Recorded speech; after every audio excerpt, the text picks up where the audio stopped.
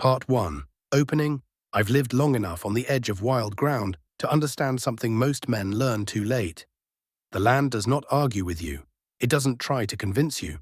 It doesn't raise its voice when you're wrong. It simply waits, and when it's ready, it teaches all at once. Most folks believe they learn land by clearing it, fencing it, or planting it. But that's not how understanding works. You learn land by watching what moves across it when no one thinks it matters. You learn it by paying attention to the quiet things. Water is the quietest teacher there is. It doesn't howl like wind or scorch like fire.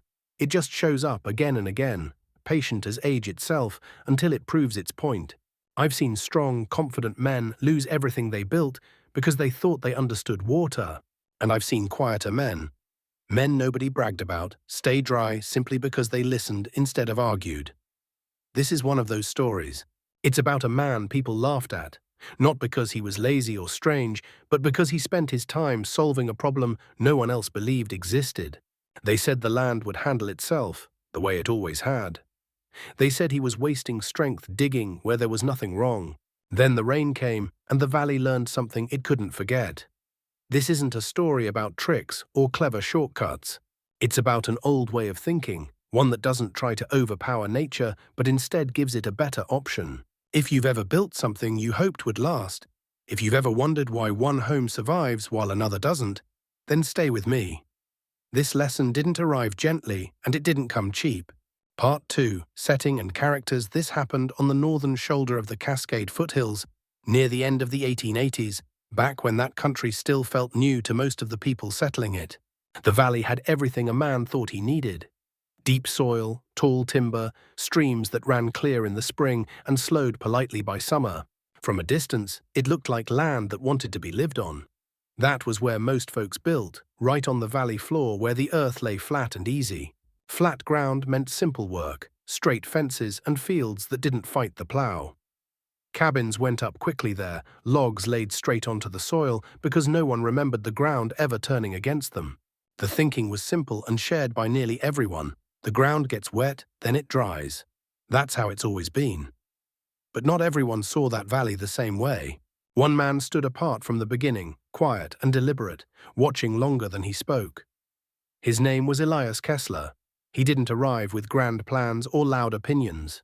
He came carrying habits shaped far from that valley, habits learned where water was never taken lightly. Elias had grown up around stonework that outlived the men who built it, around channels that carried meltwater decade after decade without failing. He didn't talk much about where he learned those things. He simply believed that a house wasn't finished when the walls went up. A house was finished only when the water knew where it belonged. Most people didn't pay him much attention at first. Why would they? There were men in that valley who had already endured long winters and hard seasons. Men like Jonah Cole, who had cleared acres, raised barns, and buried neighbors. Jonah trusted experience above all else. He believed years on the land were proof enough, and when he said the ground always dried out in the end, people believed him. For a while, it seemed like he was right. Part 3, The Different Choice. When Elias finally marked his claim, people noticed something immediately. He didn't stop on the valley floor. He walked past the richest soil, past the easy ground where crops grew thick and fences stayed straight. He kept moving until he reached a gentle rise halfway up the slope. Land that wasn't steep enough to scare livestock, but wasn't flat enough to trap water either. It was the kind of ground most men overlooked, ground that made work harder and promised nothing at first glance. Jonah Cole watched from below and shook his head. He told Elias that good land was down in the flat, where the soil was deep and forgiving. Elias only nodded. He had seen that kind of land before, land that felt generous right up until it wasn't. To him, slope wasn't trouble. Slope was protection. Before Elias cut a single log, he cut into the earth itself. He carved a level pad into the hillside and raised his floor higher than most men bothered with, not out of fear of rot, but out of respect for gravity. Then he did the thing that truly set tongues wagging. Instead of digging near his walls, he dug uphill. That was when the laughter started. Men slowed their horses to watch. Some joked. Others offered advice he never asked for.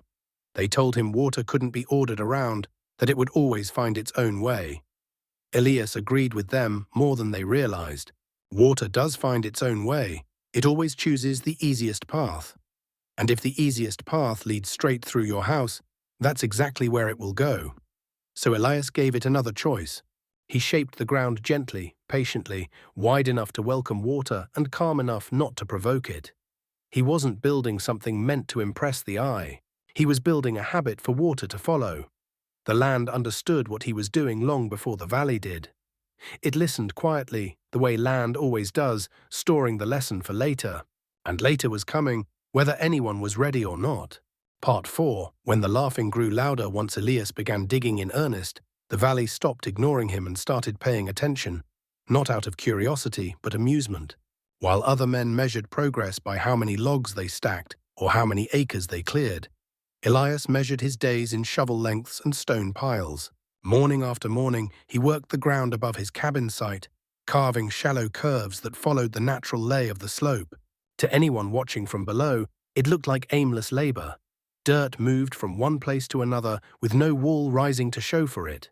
Neighbors called out as they passed, some with jokes, others with the kind of advice that carries more pride than concern. They asked why he was spending his strength on ditches instead of fields. They said the land had always been wet in spring and dry by summer, and no amount of digging was going to change that. Elias listened without arguing. He'd learned long ago that land teaches faster than words ever could. His wife worked beside him, carrying stone gathered from the creek bed, her hands roughened by water and grit. Even the children helped when they could, hauling smaller stones and learning, without realizing it, that survival wasn't about fighting the land, but preparing for it. Day by day, the channels took shape. They weren't straight lines cut by force, but gentle guides shaped by observation. Elias followed the paths water already wanted to take, easing them, smoothing them, giving them room. By late summer, the work began to disappear. Soil went back over the stone. Moss and needles settled in place. What had once drawn laughter now barely caught the eye. That only made the jokes sharper. Men said he'd spent an entire season burying effort underground where it did no good. Elias didn't respond. He had built enough things in his life to know that the strongest systems rarely announce themselves. Part 5. Teaching without preaching. A few people did eventually stop to ask questions, not because they believed, but because they were curious. Elias answered them the same way he answered the land, slowly and plainly. He explained that water never needed to be forced, it only needed a reason to choose differently. When rain fell on the forest above the cabin, the ground absorbed what it could and released the rest. That release always followed gravity, always sought the lowest effort path. If that path led to a foundation, water would take it without hesitation. What Elias had built wasn't a barrier. It was an invitation. He had given water an easier route around his home than through it. The stones beneath the channels held their shape, keeping the path open even under pressure. The gravel above allowed flow without collapse, filtering out the soil that clogged shallow ditches elsewhere. The slope was gentle by design, enough to keep water moving, but calm enough to prevent erosion. Too steep and the channel would tear itself apart. Too shallow and the water would linger until it caused trouble. Some laughed less after hearing that. Others nodded politely and walked away unchanged. Elias didn't mind. He knew understanding rarely comes before proof. People tend to trust what they can see working, not what might work later. That's why he kept adjusting his channels, checking how water moved after each rainfall, watching how leaves floated and settled. He trusted numbers more than confidence and patterns more than opinions. Before winter set in, Elias made one final addition, something that confused his neighbors even more. At the lower edge of his land, where several channels came together, he shaped a shallow basin, lined with clay and stone. It wasn't large, just enough to hold water temporarily before releasing it downstream. He wasn't trying to stop water from leaving. He was slowing its exit, spreading its force over time. Fast water destroys, slow water behaves. That lesson was older than any house in the valley. Part 6. Signs the land was about to speak winter arrived heavy that year. Heavier than most folks expected. Snow settled deep in the high ground, layer after layer stacking quietly where few bothered to look. Down in the valley, life went on much the same. Cabins stayed dry enough. Creeks ran within their banks. Men pointed to the calm below and said things were fine. Elias watched the mountains instead. He noticed how long the snow stayed, how it thickened rather than thinned as weeks passed. He noticed how the ground never fully dried between storms, how each rain seemed to linger longer than the last. He walked his channels even in the cold, clearing leaves, making small adjustments, listening to the sound of water beneath the gravel. It moved steadily, just as he'd intended. Others spent winter by their fires, trusting spring to behave the way it always had. They believed seasons repeated themselves exactly, forgetting that nature rarely repeats anything the same way twice. Elias didn't know what kind of spring was coming, and he never claimed to. He simply knew that one spring, sooner or later, would be worse than the rest. He had built for that spring. When the thaw finally began, it started gently enough. Snow softened in the hills, small streams grew louder. The creek swelled, not suddenly but steadily, as if gathering patience. The valley floor absorbed what it could, then quietly filled. Still, no one panicked. They'd seen wet springs before. They told themselves it would pass. Elias stood on his slope and watched water choose the paths he had shaped months earlier. It slid into the channels without hesitation, flowing where he had guided it, slipping past his home as if it had always belonged there. The land was remembering the lesson he had taught it, storing that obedience for what was coming next. The valley, however, was about to learn its own lesson, one it wouldn't forget, because water never raises its voice before it makes its point. It simply arrives, patient and prepared, ready to show who listened and who didn't. Part 7. When the land finally speaks, the rain didn't arrive all at once. That's how it fools people. It came in steady waves, one system after another, each one soaking ground that had never fully recovered from the last. Day after day, the sky lowered itself over the valley, pressing down with a weight that felt heavier than water alone. The soil drank until it couldn't, and then it simply stopped trying. Creeks thickened first. What had once been clear and narrow turned wide and restless, their edges blurring into the land around them. The sound changed too. It wasn't the cheerful rush of spring runoff anymore. It was deeper, slower, carrying force instead of speed. Water began to rise from places no one expected, seeping up through ground that had always been trusted. Cabins on the valley floor felt it before they saw it. The earth beneath them softened, then sagged. Boots sank ankle-deep where they never had before, doors swelled in their frames. By the time water crept across the floors, most people were already exhausted from pretending nothing was wrong. They bailed at first, convinced effort would solve what patience had created. Buckets went out full and came back heavier each time. Then the water stopped acting like rain and started acting like memory. It remembered every hollow in the land, every shallow bowl formed by years of quiet settling. It pooled where cabins sat lowest, pressing in from below as much as from above. Furniture lifted and shifted. Food stores spoiled in damp air that never cleared. Children were moved into lofts while their parents slept sitting up, listening to water lap softly against wood that was never meant to be wet. At night, the valley smelled different. Mud, rot, and cold moisture settled into everything. Clothes never fully dried, hands cracked and bled from constant damp. Coughs echoed from cabin to cabin, carried through the darkness by air that felt heavy enough to swallow. The rain kept coming, not loud, not dramatic, just relentless. It didn't need to shout anymore, the lesson was underway. Part 8. One house that stayed dry while the valley struggled. Elias's home remained quiet. Not untouched by the storm, but untouched by its damage. Water flowed through his channels the way he'd imagined it months before, steady and controlled, never rushing, never stalling. The stone beds held. The gravel passed water without choking. Where channels met, the basin filled slowly, accepting more than the paths could carry for a time, then releasing it downstream in measured patience. Inside his cabin, the air stayed clear. Floors remained solid beneath bare feet. Food stayed dry. Quilts hung near the stove without growing heavy or sour. The children slept through the night, not because the storm had passed, but because it had been guided. Elias checked his system daily, not with panic, but with habit.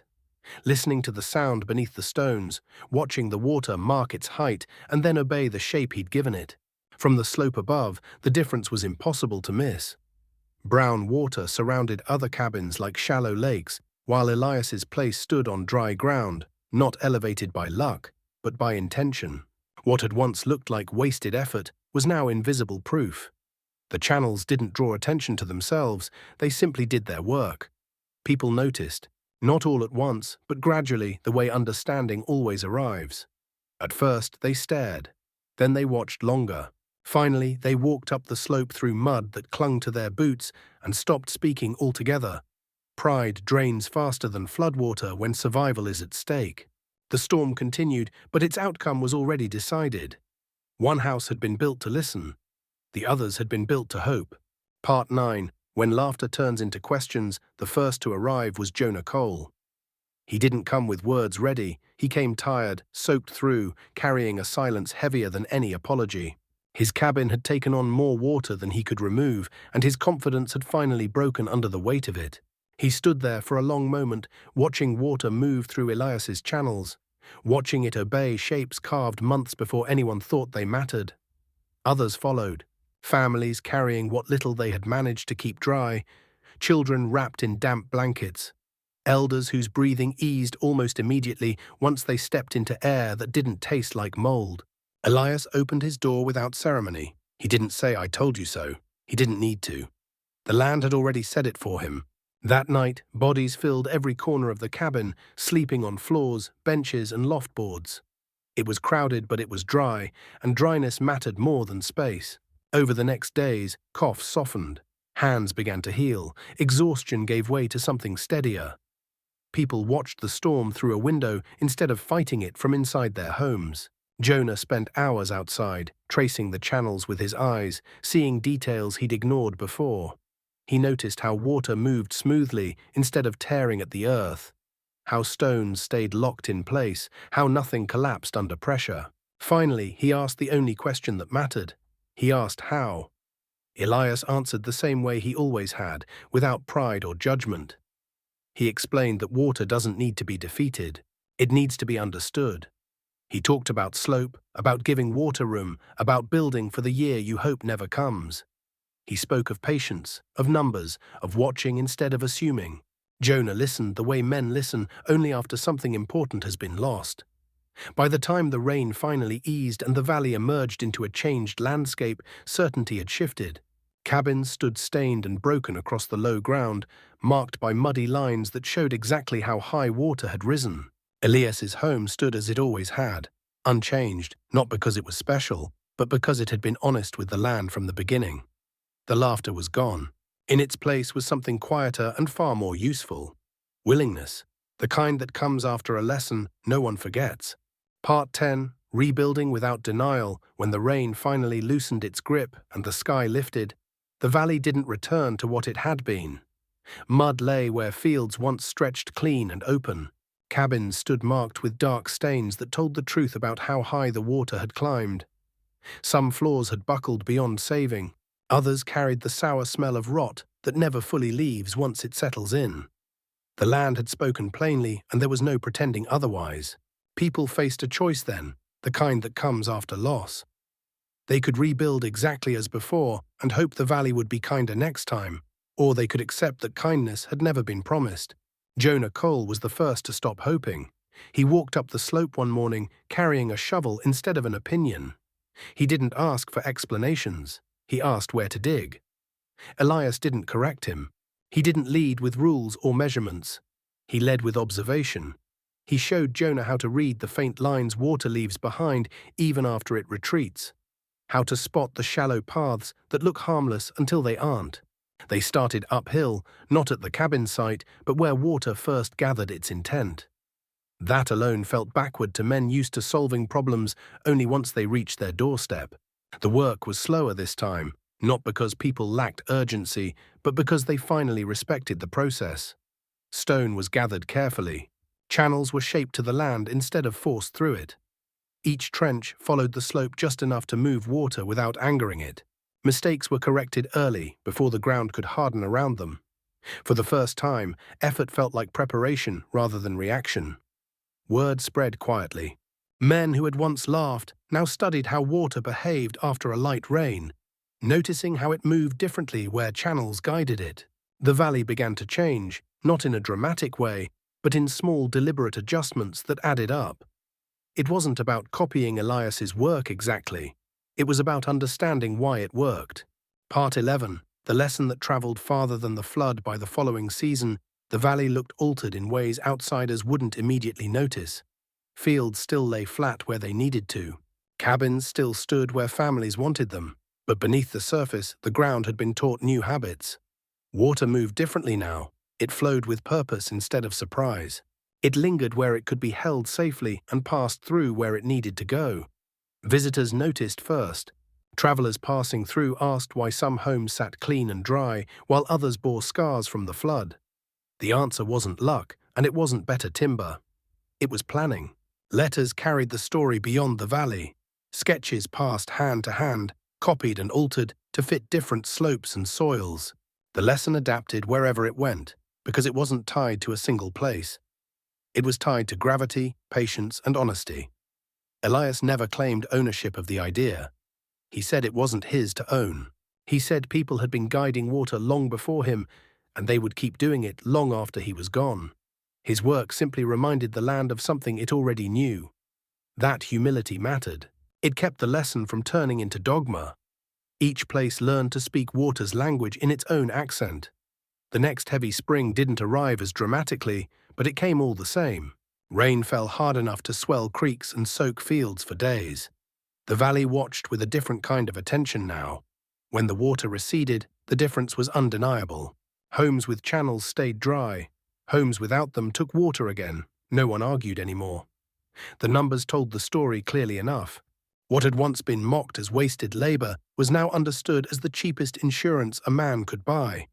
A season of digging had spared years of loss. The land had tested the lesson, and the lesson had held. Part 12, what the frontier still teaches. I've thought about that valley many times over the years, especially when people talk about progress as if it replaces wisdom. Tools change, materials improve, but gravity doesn't care what century you're living in. Water still wants the easiest path. It still remembers where it's been, and it still teaches the same lesson to anyone willing to listen. Elias Kessler didn't beat the land. He didn't outsmart it. He respected it early enough to avoid learning the hard way. That's the difference between survival and endurance. On the frontier, endurance matters more. It's what keeps families healthy, keeps food dry, keeps children sleeping through storms instead of coughing through them. Most disasters aren't sudden. They're rehearsed quietly over years of ignoring small signs. The land whispers long before it shouts. The men who stay dry are the ones who pay attention when it's still quiet. They don't wait for proof that comes with loss. They build for the year they hope never arrives, so that when it does, it passes without ceremony. That's not just a frontier lesson. It's a life lesson. Whether you're building a cabin, a homestead, or a future you want to last, you don't fight what's inevitable. You guide it. You slow it down. You give it a place to go that isn't through everything you love. Water is patient. The land always has been. If you learn its language early, you won't need to learn it in pain. And when the storms come, as they always do, you'll find yourself standing on dry ground, listening to rain that no longer feels like a threat, knowing you built something honest enough to last. Epilogue. When the work is done and the land is quiet, years passed after that flood, the kind of years that don't make much noise. Seasons came and went the way they always do, carrying their usual mix of hope and trouble. Crops failed some summers and surprised folks in others. Children grew, left, and sometimes came back with families of their own. The valley settled into itself, not because it was tamed, but because it was finally understood. Elias Kessler lived out his days in that same cabin on the slope. He never rebuilt it bigger, never tried to improve what didn't need improving. He tended his channels the way other men tended fences, clearing leaves, setting stones back in place after heavy weather, listening for changes in the sound of water beneath the gravel. The work never took much time because it had been done right the first time. What lasted wasn't just the stone and soil, it was the habit of paying attention. People in the valley learned to watch the hills in winter, not just the fields in spring. They learned that a quiet season could still be storing trouble, and that preparation didn't mean fear. It meant respect. When heavy rains came again, as they always did, homes stayed dry, children stayed healthy, and storms passed without turning lives upside down. No monument was ever built for Elias. No plaque marked where he dug his first channel. That's fitting. The best work on the frontier was never meant to be admired. It was meant to be lived with. The proof wasn't in how it looked, but in how little anyone had to think about it afterward. Long after Elias was gone, the water still followed the paths he'd taught it. Final closing. A word from the porch, what the frontier still asks of us. I've told this story not because it belongs to the past, but because it keeps repeating itself. We build faster now. We have better tools, stronger materials, and more confidence than any generation before us. But the land hasn't changed. Gravity hasn't changed. Water hasn't changed. It still waits patiently for us to either understand it or ignore it long enough to pay the price. Most problems don't arrive as disasters. They arrive as small inconveniences we convince ourselves will work out on their own. A little dampness, a little pooling, a season that feels heavier than usual. The frontier lesson isn't to panic at those signs. It's to listen while there's still time to act without pain. You don't need to live in a cabin or farm a hillside to take this lesson with you. Every life has its low ground. Every home, every plan, every future you're trying to build has forces pressing on it whether you see them or not. You can pretend those forces don't exist, or you can shape a path that keeps them from running straight through everything you care about. That's not weakness. That's wisdom. Out here, we don't measure success by how hard we fight. We measure it by how well we prepare. A dry floor, a quiet night, children who sleep through storms instead of listening to water rise. Those are the things that matter when the sky decides to test you. If these old lessons still make sense to you, if you believe there's value in learning how to live with the land instead of against it, then you already know why I share these stories. They aren't about nostalgia. They're about staying steady in a world that doesn't promise to be. The land is patient. It always has been. Learn its language early, and you won't need to learn it the hard way. I'll be here. Same porch, same lessons, whenever you're ready to listen.